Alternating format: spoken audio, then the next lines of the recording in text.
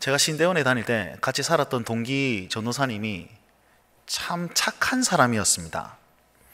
어떻게 착했냐면 주일날 다 신대원에 들어오지 않습니까? 그런데 뭘 바리바리 싸웠더라고요. 바나나도 싸우고 사발면을 여러 겹 싸우고 뭐 고구마도 싸우고 다 싸웠더라고요. 그래서 제가 물었습니다. 집 나왔냐? 이게 다 뭐냐? 그러니까 하는 말이 이번 주에 내가 돈이 너무 없어서 이걸로 식사를 대신하려고 한다. 불쌍하죠, 그죠? 그런데 이 친구가 주일날 저녁에 들어왔는데 기숙사 문을 열어놓고 사람들이 지나가고 잘 지냈냐 하고 인사드리는데 야 일로 와봐, 바나나 하나 먹어봐. 또 지나가면 또 야 바나나 먹고 가. 그 집에 저희 호실에 놀러 왔습니다. 그랬더니 그 친구가 야 사발면 하나 먹어도 되냐? 이거 먹어. 니도 먹을래? 주는 거예요. 아까 뭐라고 말했습니까? 분명히 자기 일주일 식사라고 그랬거든요. 그러고 나서 다 가고 나서 야 니 밥이라며. 저는 이해가 안 되는 거예요. 밥이라며. 다 좀 먹잖아. 그 친구 하는 말이 그럼 어떻게 하노? 그냥 왔는데 뭐라도 줘야지. 되게 착한 친구였어요. 여러분 어떻게 생각하십니까? 미련하다 생각하십니까? 저는 그 친구하고 한 1년 정도 살았던 것 같습니다. 기숙사에서. 제가 너무 부끄럽더라고요. 저는 그렇게 못 살았거든요. 남을 퍼주고 못 살았거든요. 그때 한창 기도하는 하나님, 내가 너무 사랑이 부족합니다. 하나님, 내가 10명을 품을 수 있는 마음을 허락하시고 내 안에 10명을 품을 수 있는 마음이 있으면 100명으로 좀 늘려주시고 100명을 품을 수 있는 마음이 있으면 1000명으로 좀 늘려주시고 1000명이 품을 수 있는 마음이 있다면 나라를 품게 하시고 나라를 품는다면 세계를 품을 수 있도록 이 마음을 좀 넓혀 주시옵소서. 그렇게 열심히 기도했던 적이 있습니다. 물론 이 기도는 지금도 하고 있습니다. 속 좁은 놈이기 때문입니다. 여러분 어떻게 생각하십니까? 여러분 믿음이 있는 사람은 착해야 됩니다.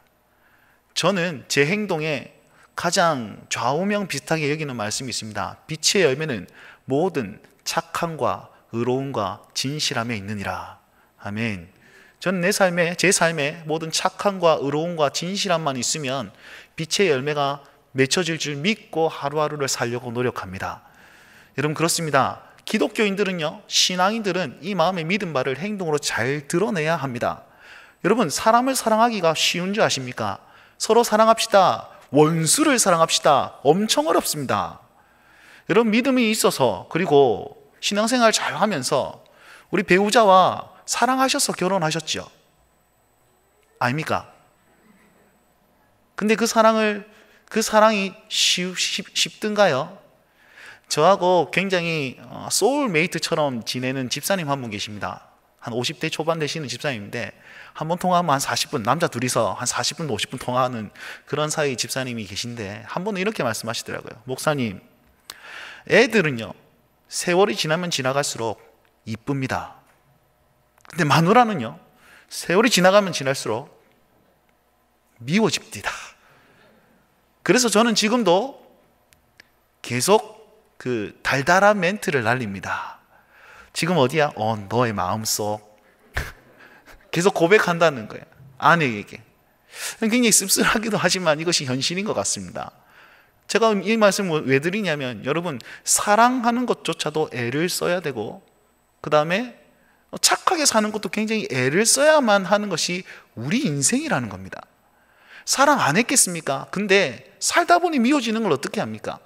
그럼 그대로 살아야 됩니까? 아니요. 애를 써가면서 자기 마음을 지키고 중심을 지키려고 노력해야 된다는 것입니다. 이게 성도의 인생인 줄 믿으시기 바랍니다. 마찬가지입니다. 우리가 믿음으로 구원을 받았습니다. 그럼 구원된 삶을 드러내며 살아야 되는데 가만히 있으면 또 타락하게 되는 거예요. 교회마다 어쩌면 믿음은 정말 좋은 것 같은데 왜 저래 못됐을까? 그런 분 혹시 없습니까? 자기 마음이 못된 것일 수도 있고요. 여러분 그것은 그리스도인으로서 잘못된 행동입니다. 믿음이 있다면 이 드러내는 것도 선한 것이 나타나야 되는 것이지 악한 것이 나타나서는 절대로 되지 않습니다. 오늘 하이델베르크 열린문답 86문 87문은 이것을 잘 설명해 주고 있습니다. 구원과 우리의 행동, 선행이라는 것이 어떠한 관계에 있는지, 또한 이것이 반대로 돼버리면 어떤 문제가 생기는지 그걸 잘 설명해 주고 있습니다. 화면을 보시면서 함께 살펴보도록 하겠습니다.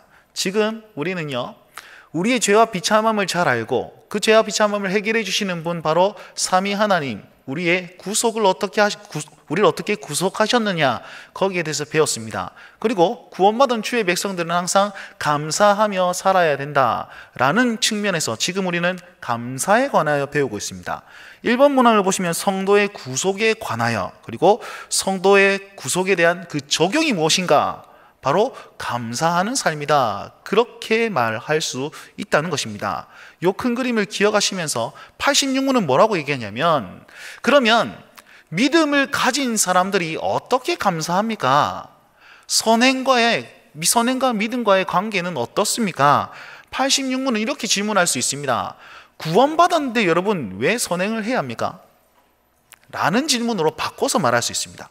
여기에 대한 대답으로 뭐라고 하냐면, 은혜로 구원받은 것이고 하나님의 형상으로 새롭게 되었기 때문에, 그렇기 때문에 우리는 선행을 해야 됩니다. 그럼 87문은요, 선행은 구원받은 자의 필수 항목입니까? 자, 여러분 한번 생각해 보십시오. 선행은 구원받은 자의 필수 항목입니까?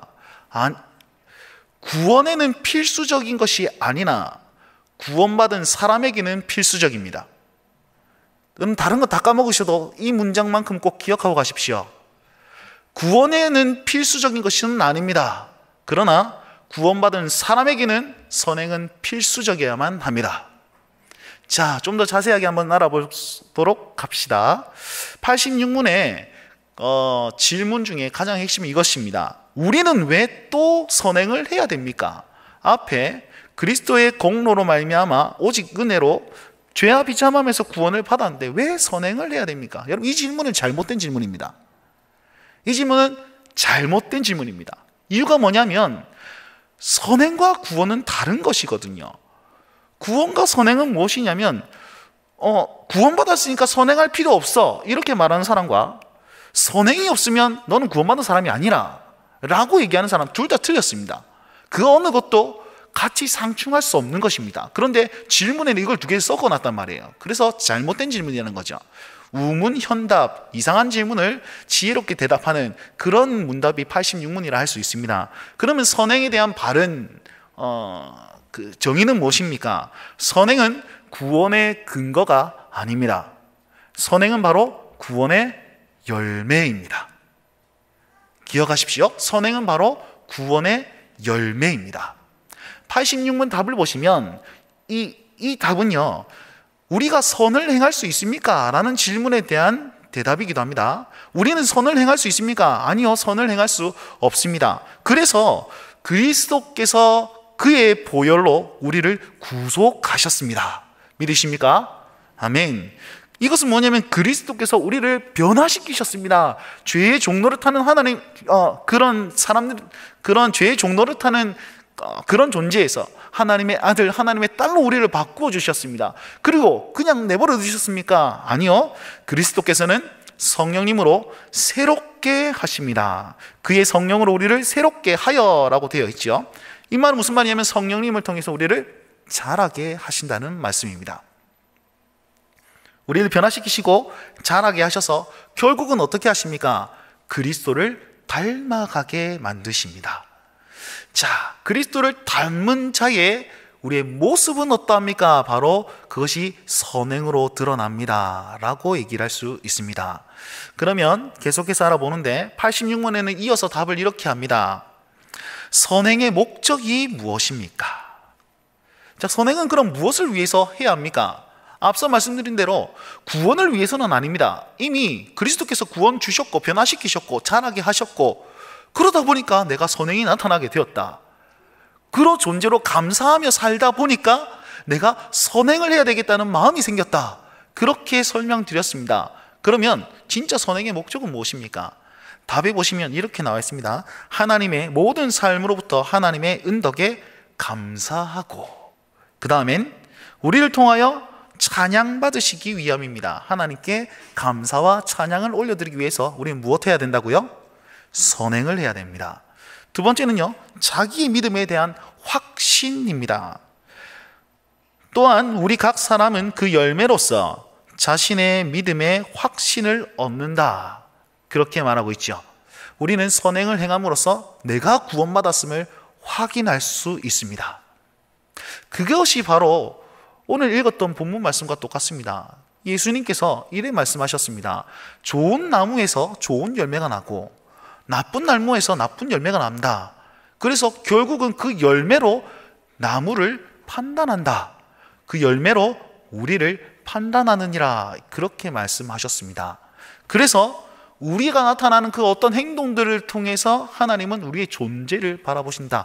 그렇게 말씀드릴 수 있습니다.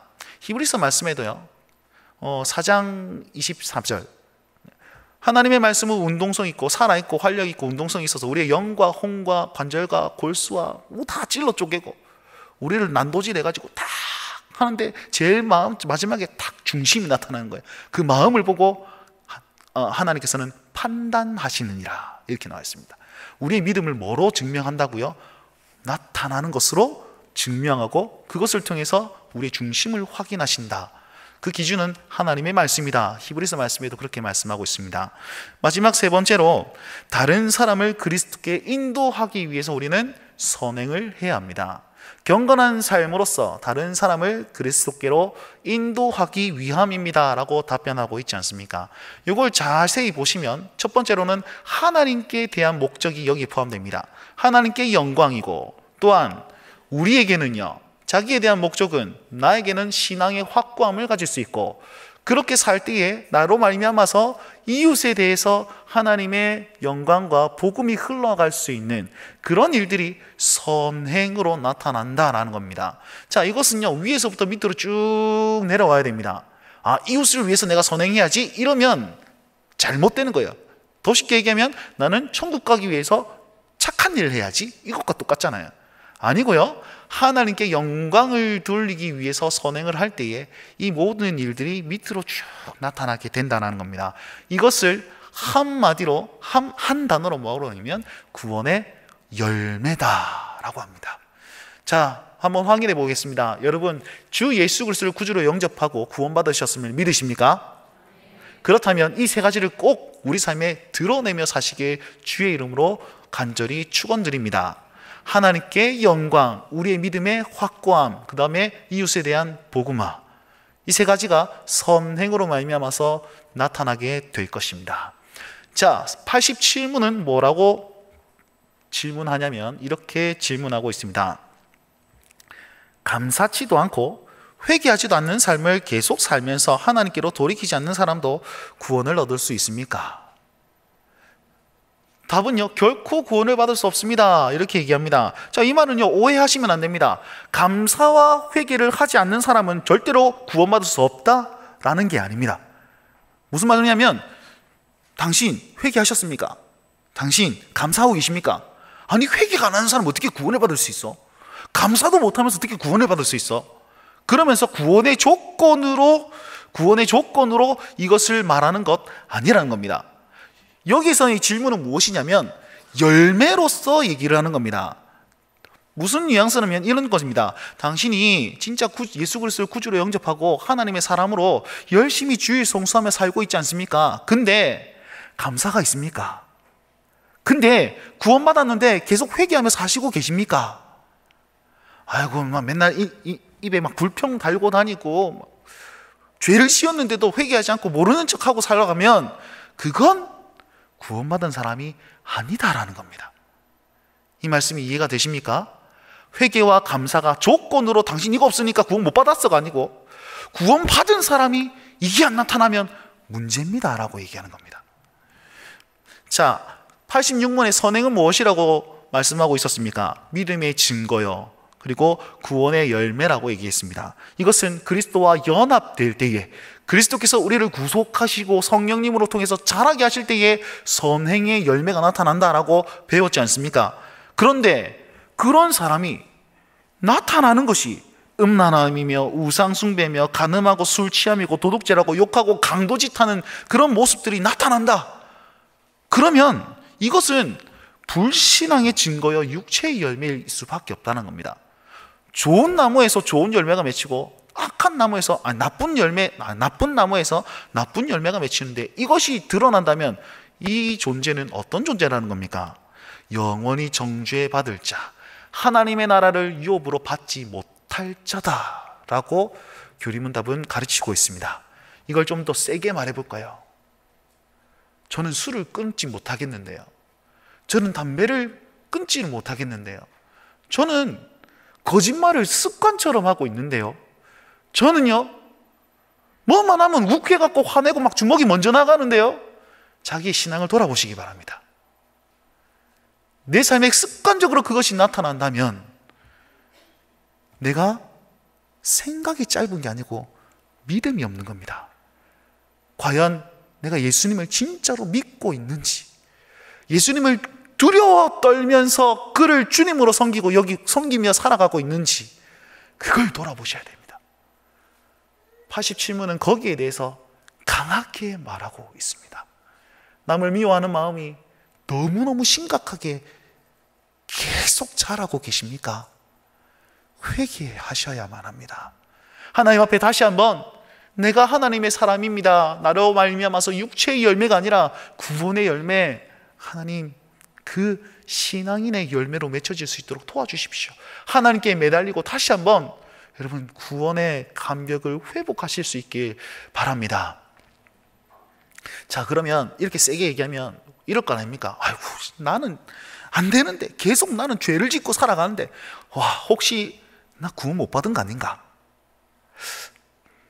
나 열심히 교회 다니고 막 헌금 열심히 하고 교회 봉사 열심히 했는데 죽었어. 근데 너무 뜨거워. 헐, 그런 거 아닐까? 혹시나 그렇게 의심하는 사람이 있으십니까? 교리문답을 잘 보시면요, 이렇게 표현하고 있습니다. 질문을 잘 보십시오. 감사치도 않고 회개하지도 않는 삶을 어떻게 살면요? 어떻게 살면? 예, 저는 이 요리문답을 만든 사람이요, 계속 살면서 이렇게 쓰지 않았다고 봅니다. 회개하지도 않은 삶을 계속 살면서 물결을 이렇게 써야 된다고 저는 생각합니다. 무슨 말입니까? 계속 살면서라는 말은 회개의 기회가 남아있는데 무시하며 살았다는 겁니다.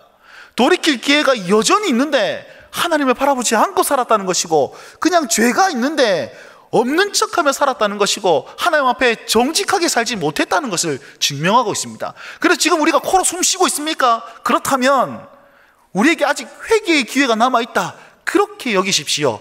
우리는 다시 한번 주님께 돌아갈 수 있는 기회가 여기 있습니다. 이게 언제 끝납니까? 우리가 죽을 때, 혹은 주님께서 다시 오실 때, 그때 끝나는 것 아니겠습니까? 그렇다면 지금도 우리에게 기회가 있음을 기억하시면서 하나님께로 돌이켜야만 합니다. 여기에서 감사치도 않고 회개치도 않는 사람은 끝까지 악행을 저지르는 그 죄인들을 말하는 겁니다. 끝까지 예수님을 의지하지 않는 그 사람을 말하는 겁니다. 그러니까 그런 사람에게는 하나님 나라의 유업이 없음을 기억하십시오.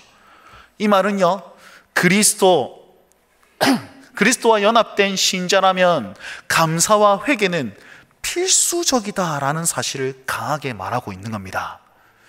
기억하십시오. 선행이 구원에는 필수적이 아닙니다. 구원은 은혜로 받습니다. 그러나 구원받은 자에게는 선행은 필수적입니다. 그래서 우리 삶에 늘 착함이 드러날 수 있고 늘 그리스도의 사랑이 드러날 수 있도록 우리 육체를 채찍질하며 좀 살아가십시다. 우리 마음을 계속 채찍질하면서 회개의 자리를 계속 나아가면서, 하나님 또 죄 지었습니다, 또 사랑하지 못했습니다, 하나님 또 남에게 상처를 주고 살았습니다, 이 죄인 불쌍히 여기시고 다시 한번 구원의 감격으로 말미암아 기쁨의 말, 소망의 말, 좋게 생각하고 좋게 듣고 좋게 말하고 좋게 행동하는 그런 삶을 살 수 있도록 하나님 나를 도와주시옵소서.